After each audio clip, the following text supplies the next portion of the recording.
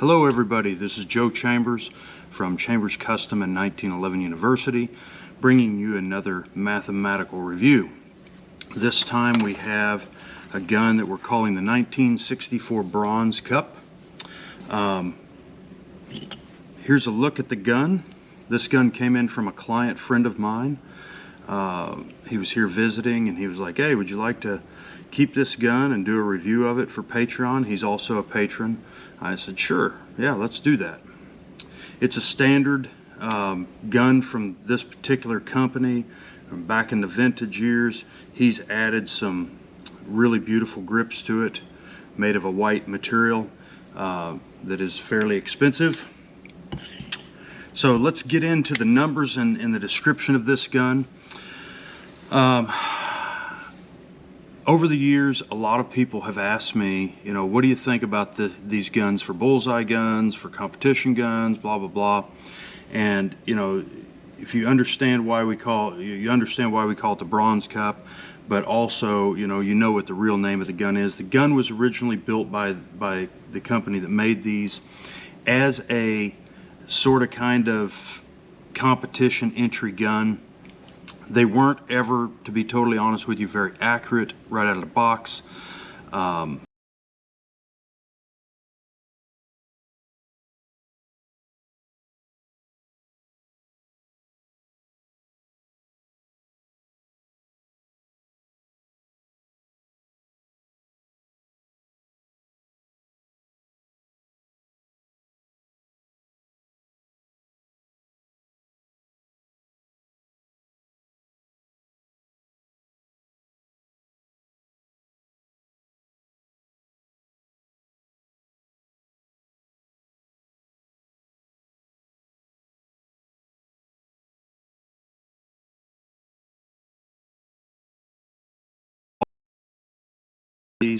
And I want to be able to get to the other video that we have, the clone gun, and so you guys can watch that one as well.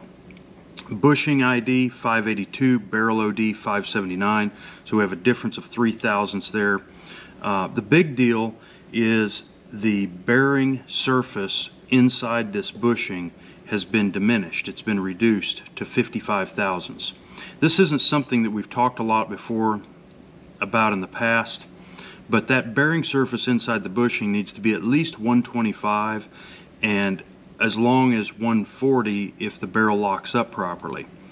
And there's some other dimensions that come into play with this, like the thickness of the flange on the bushing versus the thickness of the body of the bushing, etc. But as a general rule, 125 to 140 from the front of the bushing back on the ID on the inside is how far that bearing surface should be. Anything less than that negatively affects the accuracy because the gun doesn't have the surface area to return to battery in the same position every time.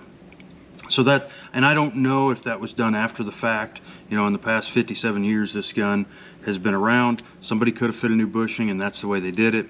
I don't know. It appears to be stock factory standard, but it could be otherwise. The slide ID 703, the bushing ID is 688. That's a tolerance difference of 15 thousandths. Obviously the bushing in this gun can be turned easily by hand, which also negatively affects the accuracy and the reliability. The bushing moves fore and aft in the slide when the gun is in battery, approximately 17 thousandths based on feeler gauges, which is a lot, you know, but it's about the same as what we've seen on a lot of other current semi-custom guns, you know, that we've tested. The hood to barrel hood to breech face gap is 9 thousandths. Again, not unusual in these. The chamber depth is 893, which was factory depth for them at the time. The slide stop pinhole in the frame is 203. Slide stop pin diameter is 198.25, which means that this gun hasn't probably been shot a whole lot.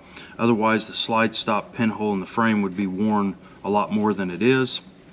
These frames typically come in, you know, new around 202, like we saw in the 51 Colts, 201 to 202.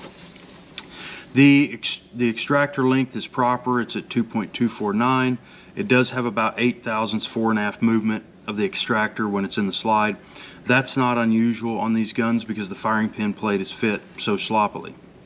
The ejector length is standard GI, that you would see from Colt or Springfield of the day at 0.92. It has zero barrel contact with the slide stop, which we talked about because somebody took a chainsaw file to it and filed it down. The slide stop hole in the link is 2.065, which again, that is because somebody filed it. These guns normally had a slide stop pinhole at around 204, 205.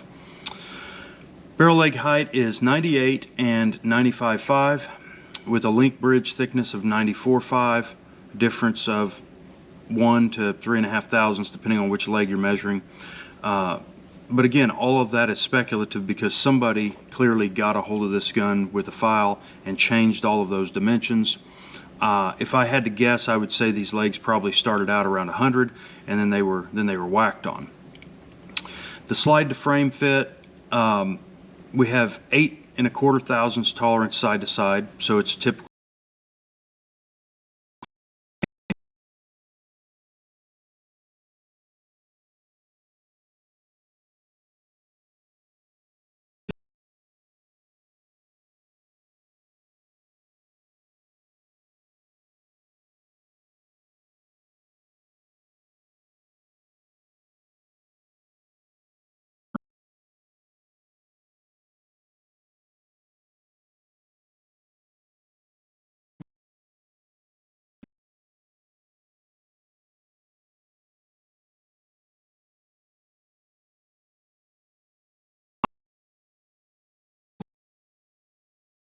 They were built to the same tolerances as all the other guns that this particular company made.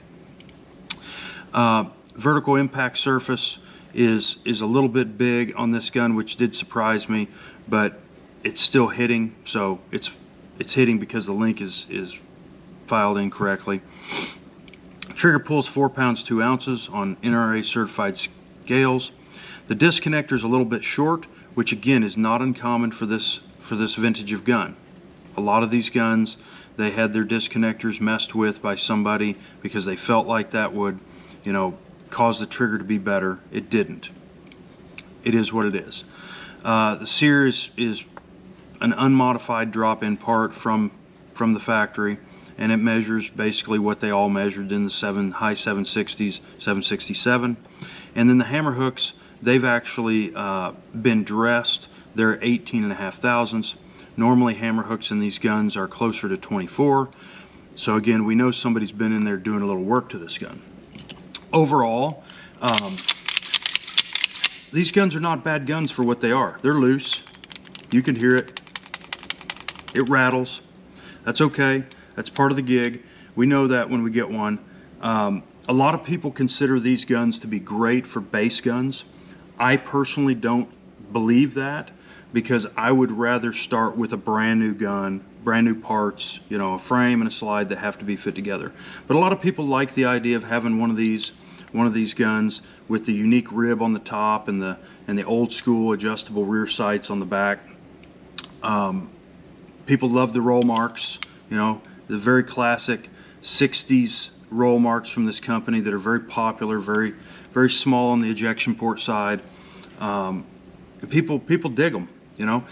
Personally, I don't really have any affinity for these because I've seen so many of them over the years that I know what's inside of them. They have the fat trigger, which people love. That's kind of cool. But other than that, I really don't have any affinity for them. On a scale of 1 to 10, would I buy one of these for myself? Probably not. The owner of this gun bought it because it's his birthday year Colt and he really wanted one. And so that's cool. No big deal.